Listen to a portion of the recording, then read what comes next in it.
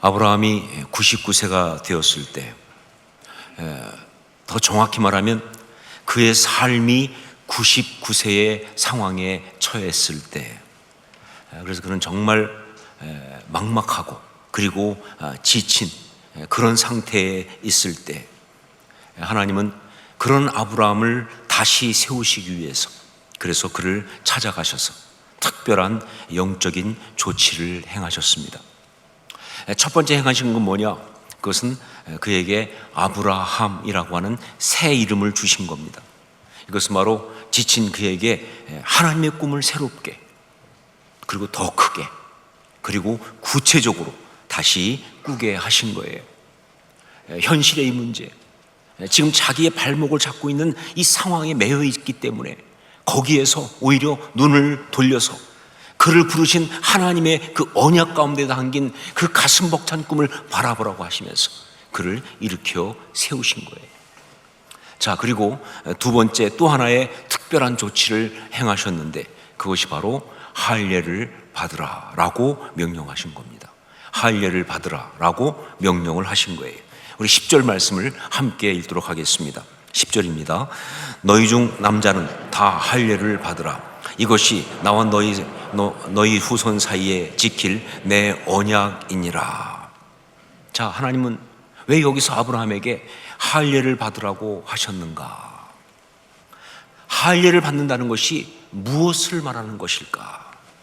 솔직히 이 할례라고 하는 것은요, 참 우리한테는 굉장히 어려운 영적인 주제입니다. 우선 이게 좋은 것인지 나쁜 것인지 이게 헷갈려요. 성경을 보면서 할례를 볼 때 이게 좋은 건지 혹은 나쁜 건지 이게 헷갈린다 그 말입니다. 분명 영적으로 굉장히 중요한 어떤 그런 것임은 확실한데, 그런데 또 신약에 가서 보면, 특히 사도행전과 바울 서신을 보면요, 할례는요 복음의 본질을 가로막는 아주 골치 아픈 장애물이었다.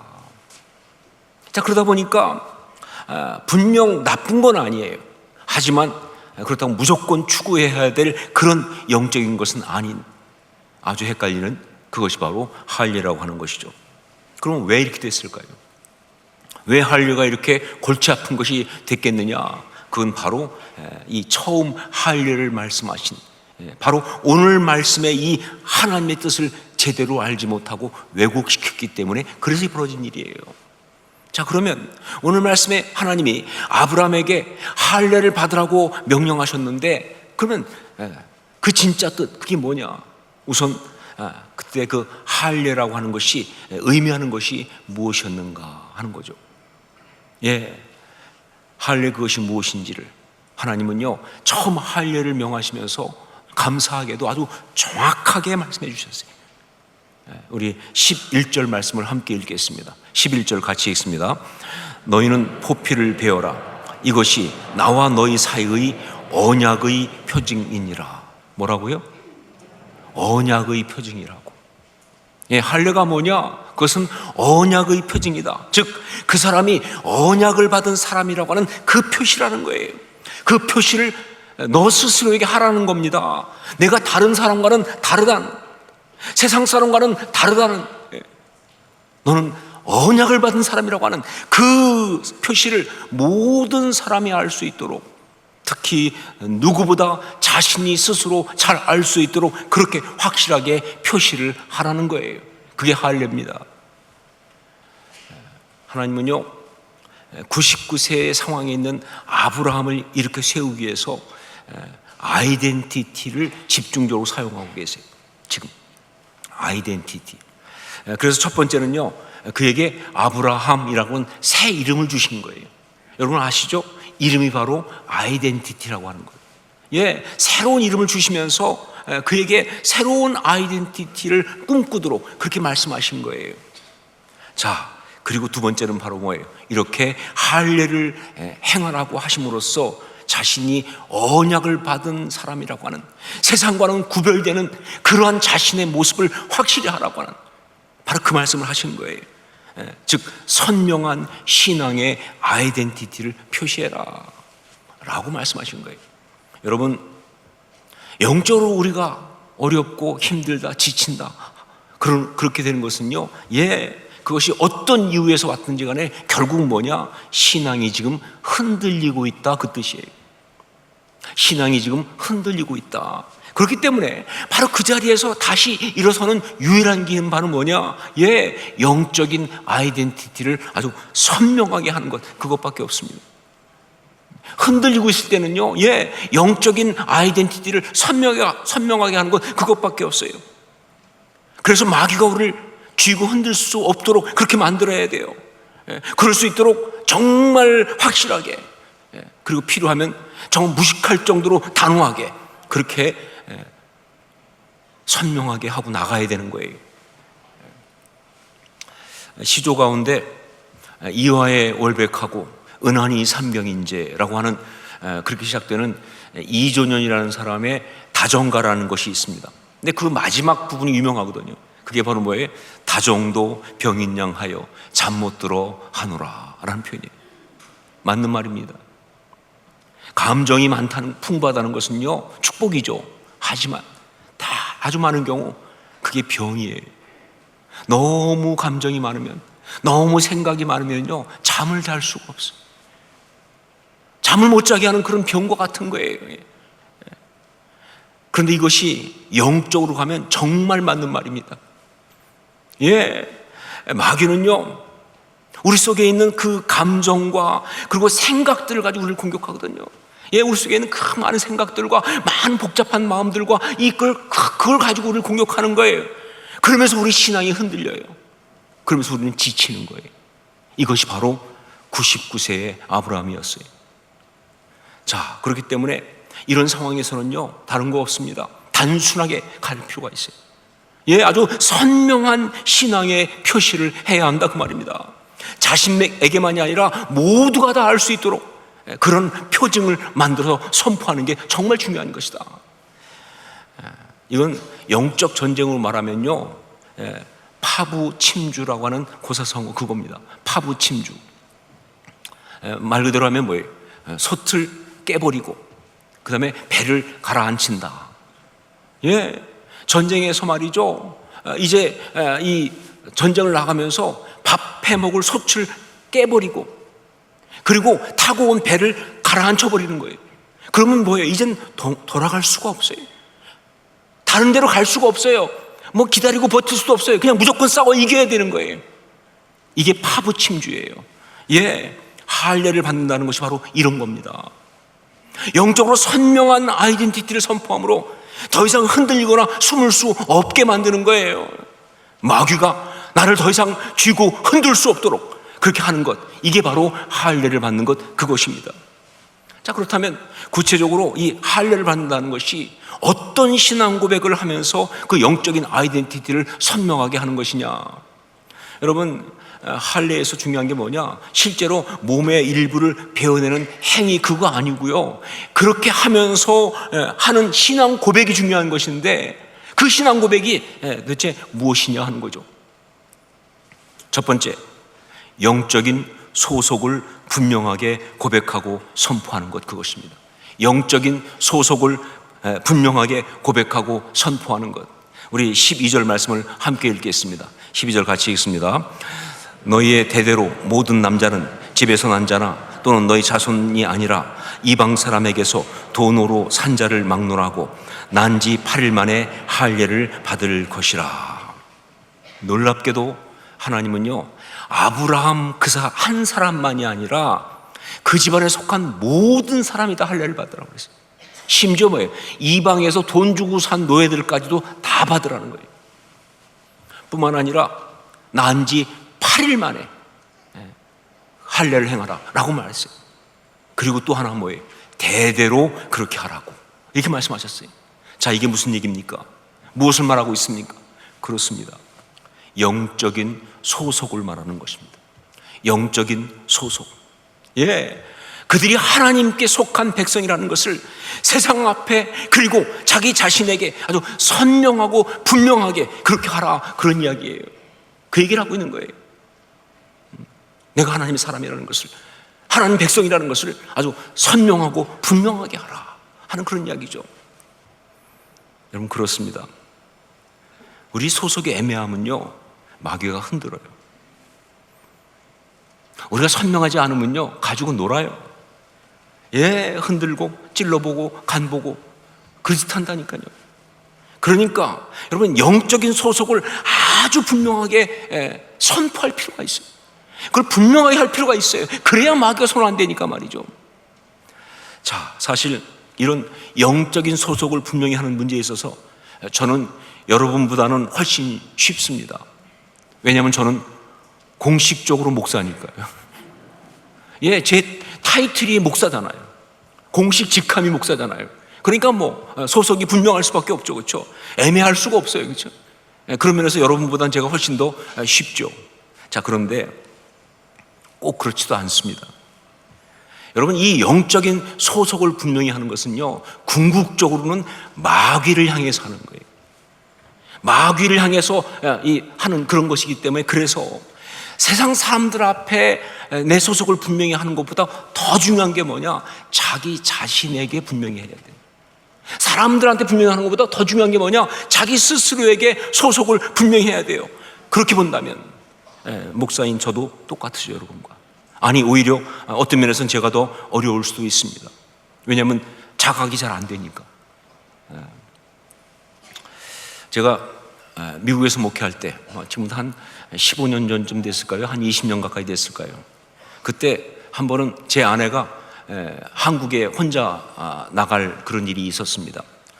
한국에서 이제 어떤 집안 일을 하나 처리해야 되는 좀 골치 아픈 일이 있어가지고, 그래서 한국에 이제 혼자 나오게 됐는데, 그때 제가 이제 공항에 데려다 주게 됐어요. LA 공항에 데려다 주는데 밤 비행기여서 좀 늦게 이제 가게 됐습니다. 그런데 공항에 데려다 주다가 차 안에서 다툼이 있었어요.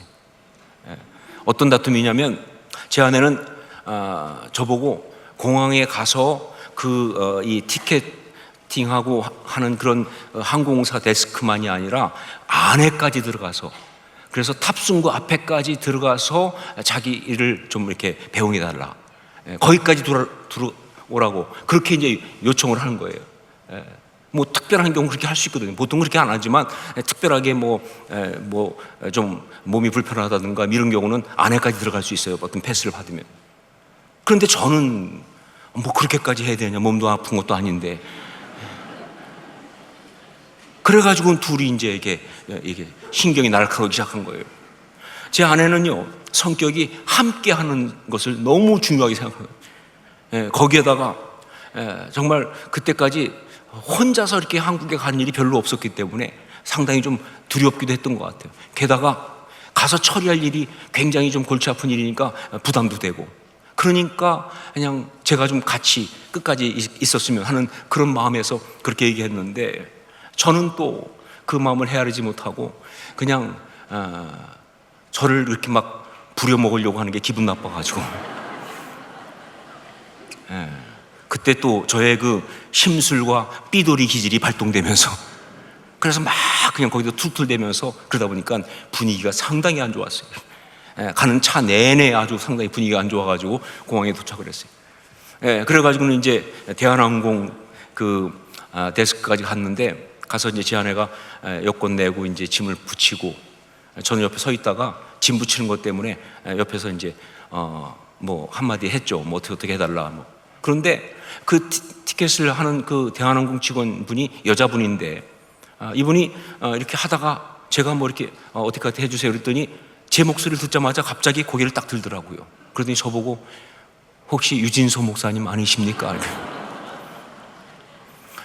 그때는요, 지금처럼 이렇게 유튜브 동영상이 많을 때가 아니라 주로 설교 테이프를 많이, CD라든가 그럴 때인데, 이분이 보니까 이 LA의 그 남가주 사랑의 교회 다니는 분인데, 그런데 제 설교 테이프를 많이 들었대요.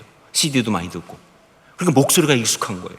봤을 땐 몰랐는데 목소리가 딱 나오니까 어디서 많이 듣던 목소리인데, 그러면서 딱 저를 보고는 유진수 목사님이 아니시냐 이렇게 말한 거예요. 자, 그런데 정말 지금도 생생히 기억나는데, 그 순간 제가 저를 봐도 신기할 만큼 제 태도와 마음가짐이 싹 바뀌었어요. 조금까지는 그렇게 심술 부리고 툴툴거리고 짜증내던 사람이 갑자기 목사가 돼서 예, 어디 어느 교회 다니세요? 뭐 이러면서 제 아내가 지금 한국에 일이 있어서 가는데 제가 배웅 왔습니다. 뭐 이래가면서 말이죠. 진짜 제가 봐도 신기할 만큼 싹 바뀌더라고요. 더 재밌는 건 뭐냐면요, 마지막에 그 직원분이 부탁하지도 않았는데 안에까지 들어갈 수 있는 패스를 다 끊어주는 거예요. 그래서 꼼짝없이 안에까지 들어가서 탑승하기 직전까지 1시간 동안 같이 있으면서 이따가 마지막에 갈 때 허그하고 배웅하고 아주 훌륭한 남편 역할을 잘 한 다음 그리고 돌아 나온 적이 있습니다.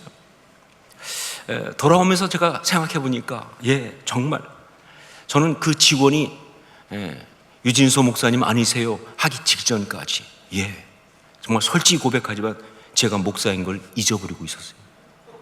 그러니까 그렇게 심술을 부리죠. 그러니까 그렇게 툴툴대죠. 그러니까 그렇게 짜증을 내죠. 제가 목사인 걸 잊어버린 거예요. 그래서 그렇게 마귀에게 농락당하는 거예요. 여러분, 하루에도 수십 번씩 우리가 하나님의 사람 그리스도인이라는 것을 스스로에게 선포하고 리마인드 하셔야 합니다. 안 그러면 마귀가 우리를 쥐고 흔들어요. 하루에도 수십 번씩 내가 그리스도인이지, 내가 믿는 사람이지, 내가 하나님의 사람이지. 하루에도 수십 번씩 이것을 갖다가 스스로에게 선포하고 그리고 기억해야 돼요. 그래야 마귀가 우리를 쥐고 흔들 수가 없는 거예요. 그래야 우리가 흔들리지 않고 제대로 설 수가 있는 거예요. 바로 이것이 할례를 받는 것이다. 두 번째, 하나님을 향한 신뢰를 고백하고 선포하는 것. 할례를 받는다는 것은 어떤 신앙 고백이냐? 하나님을 향한 신뢰를 고백하고 선포하는 것을 말합니다. 지금 아브라함의 99세 문제는요, 자녀가 없다는 거예요. 그러니까 인간적인 능력으로는 자녀를 얻지 못했고요, 그리고 나이가 이렇게 됐다는 얘기는 뭐냐? 더 이상 자녀를 얻을 수 있는 가능성도 너무 없다는, 바로 그런 상황이에요. 그래서 지치고 그래서 이렇게 절망스러운 거예요. 그런데 하나님은 그런 그에게 뭐라고 말씀하셨느냐? 할례를 받으라 라고 말씀하신 거예요. 자, 여러분, 할례가 무엇입니까? 남자의 생식기에 포피를 베어내는 것, 그게 할례잖아요. 왜 하나님은 이 상황에서 그렇게 특이한 독특한 일을 하라고 명하셨을까요? 왜? 일부에서는 할례에 대해서 말하기를 위생적인 이유를 가지고 이야기합니다. 그러니까 이 생식기에 포피를 뱉는 일을 통해서 이스라엘 백성이 위생적이 되면서, 그러면서 생식을 더 잘할 수 있게 된 것, 그런 것이다 라고 그렇게 말을 해요. 뭐 실제로 그런 면이 있기도 합니다. 자, 그런데 하나님이 처음 말씀하실 때는 절대 그 이유 아니에요. 생식을 잘할 수 있도록 위생적인 이유로 그렇게 명하신 것이 절대로 아니에요. 오히려 그 반대죠. 할례를 명하신 것은요, 생식에 있어서 인간적인 수단과 방법을 완전히 포기한다고 하는, 그 고백하라는 거예요. 그 선언하라고 하는 거예요. 내 힘으로, 내 능력으로 자녀를 얻는 이 언약을 난 이룰 수 없습니다, 이루지 않겠습니다 라고 그렇게 자기 포기 선언을 하라고 하는 거예요. 그게 포피를 베는 그 이야기죠. 그렇죠? 그렇다고 한다면 이것은 자손의 그 언약이 실패했다는 것을 말하느냐? 아니죠. 아닙니다. 인간적인 방법을 포기한다고 했지만 그건 그 언약의 실패를 말하는 것이 아니라, 그 언약의 포기를 말하는 것이 아니라 오히려 그 반대입니다. 바로 그래서 이건 동시에 뭐냐? 자기의 어떤 방법, 자기의 수단에 대한 포기 선언이면서 동시에 이것은 하나님을 향한 절대적인 신뢰를 고백하고 선포하는 것, 그겁니다. 이렇게 말하는 겁니다. 하나님께 맡겨드립니다. 무엇이든 하나님께서 해주실 줄을 믿습니다. 이 모든 것에 대하여 하나님을 전적으로 신뢰합니다 라고 그렇게 고백하고 선포하는 게 바로 할례를 받는 거예요. 여러분, 우리가 정말 참 신앙의 사람으로 아름답게 살아가려고 한다면요, 이런 선명한 신앙 고백이 있어야 합니다. 바로 이렇게 할례를 받는 역사가 있어야 한다, 그 말입니다. 많은 사람들이 암 때문에 고통을 받고 힘들어합니다. 정말 이건요, 우리 옆에 너무나 가까이 있는 우리 삶을 무너뜨리는 그런 문제예요. 자신만이 아니라 가족들까지도 정말 이 문제 앞에 들어가게 되면 정말 힘들어요. 어느 순간 암이라는 진단을 받게 되면요, 그때부터 정말 치열한 싸움을 해야 되고요, 그러면서 고통스러운 상황 속에 들어가지 않을 수가 없는 거예요. 자, 그런데 여러분, 신앙인은 바로 이 순간에 먼저 할례를 받아야 합니다. 무슨 얘기냐? 암을 이기기 위한 치료에 최선을 다하는 건 맞지요. 그렇게 해야 되죠. 하지만 그 이전에 먼저 할례를 받아야 한다. 바로 내 힘으로 이것을 이겨내겠다고 말하지 말고 하나님께 전적으로 맡겨드려야 되는 거예요. 하나님을 무한 신뢰해야 합니다. 정말 하나님이 고쳐주시든 아니든 모든 결과에 대해서 다 포함해서 그냥 하나님께 맡겨드려야 돼요. 바로 그런 할례를 받아야 합니다. 그래야 여러분, 마귀의 공격을 이길 수가 있어요. 그래야 그것을 이용해서 우리 삶을, 우리 마음을 그야말로 잘근잘근 씹어버리려고 하는 그 마귀의 악하고 그리고 잔인한 공격을 우리가 견뎌내고 이겨낼 수가 있는 거예요. 이게 꼭 필요하다. 자, 그런데 이런 할례를 받는 신앙 고백과 선포는요, 뭐 암이나 무슨 건강의 문제 거기만 해당하는 것이 아니라 사실은 삶의 모든 부분에 다 그대로 적용되는 겁니다. 특히 삶의 어떤 중요한 선택을 할 때, 여러분, 삶 가운데 어떤 중요한 선택을 할 때요, 그 선택이 중요할수록 그만큼 불안감이 커지는 거예요. 왜? 보장이 없으니까. 뭐 직장을 선택한다든가, 배우자를 선택한다든가, 자녀의 배우자를 선택한다든가, 어떤 뭐 문제를 결정한다든가 할 때마다 정말 중요한 줄 아는데, 정말 최선을 다하는데, 하지만 뭐 보장은 없잖아요. 그래서 그렇게 불안하고 그렇게 힘든 거예요. 그런데 신앙인은 바로 그때마다 할례를 받아야 한다는 거죠. 무슨 얘기예요? 하나님께 맡겨야 되는 거예요. 물론 최선을 다하죠. 하지만 하나님께 무한 신뢰를 보내면서 맡겨드려요.